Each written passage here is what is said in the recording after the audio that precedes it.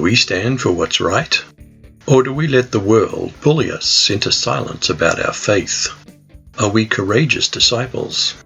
Let's examine confessing Jesus in the midst of opposition in Matthew 10, verses 24 to 39.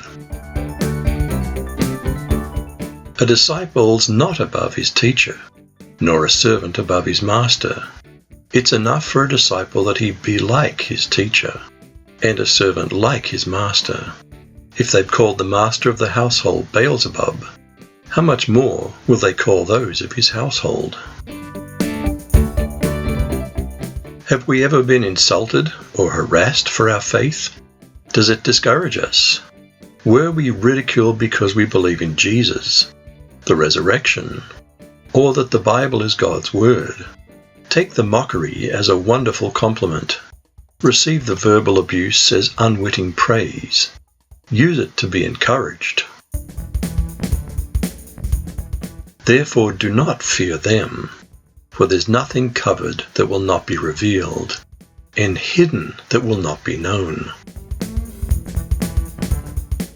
Many overbearing and vocal bullies dominate conversations across the church. We certainly can have faith that there's nothing covered that will not be revealed, and hidden that will not be known. But we also need to speak up and not be afraid. Jesus encouraged us not to be silent. Whatever I tell you in the dark, speak in the light. And what you hear in the ear, preach on the housetops. Do we confess Christ bravely and preach on the housetops? Heretical winds of doctrine, ancient but vain traditions, materialistic and nationalistic false gospels bully those who believe in historic Christianity. In authoritarian countries, Christian churches are bulldozed and believers are imprisoned or murdered. Yet faith is the opposite of fear.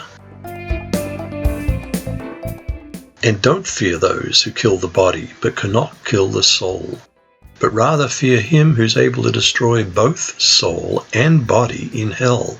Aren't 2 sparrows sold for a copper coin? And not one of them falls to the ground apart from your Father's will, but the very hairs of your head are all numbered. Don't fear, therefore. You're of more value than many sparrows.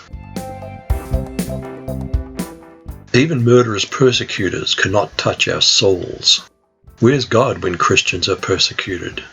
We're highly treasured by God. Though He may not save our bodies, He's with us during the most severe trials, and will do the most important thing, which is the saving of our souls. Therefore, whoever confesses me before men, him I'll also confess before my Father who's in heaven.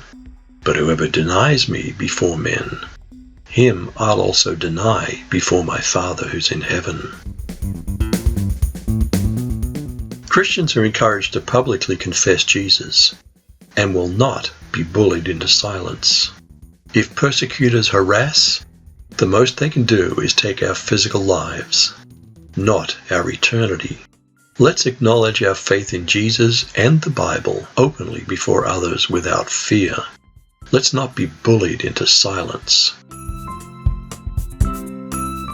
Don't think that I came to bring peace on earth. I didn't come to bring peace, but a sword.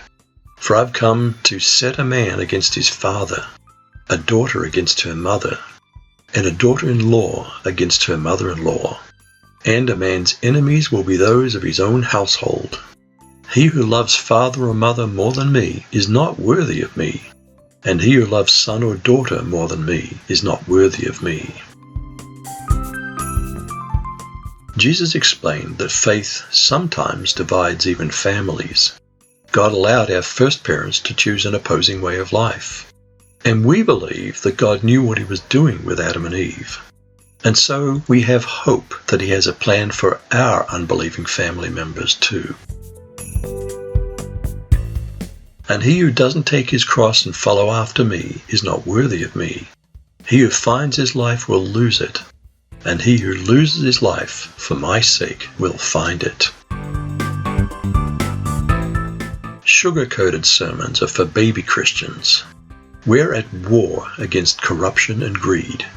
We abandon our selfish life and adopt a selfless life. How do we do this? We give instead of take.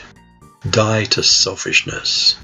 Admit we cannot solve even our own problems, and Jesus is the way. Do we stand for what's right, or do we let the world, or watered-down Christianity so-called, push us around and tell us to be quiet? Jesus wants us not to fear, to speak, to shout from the housetops, confess Him, love Him first, and trust Him enough to give our lives to Him.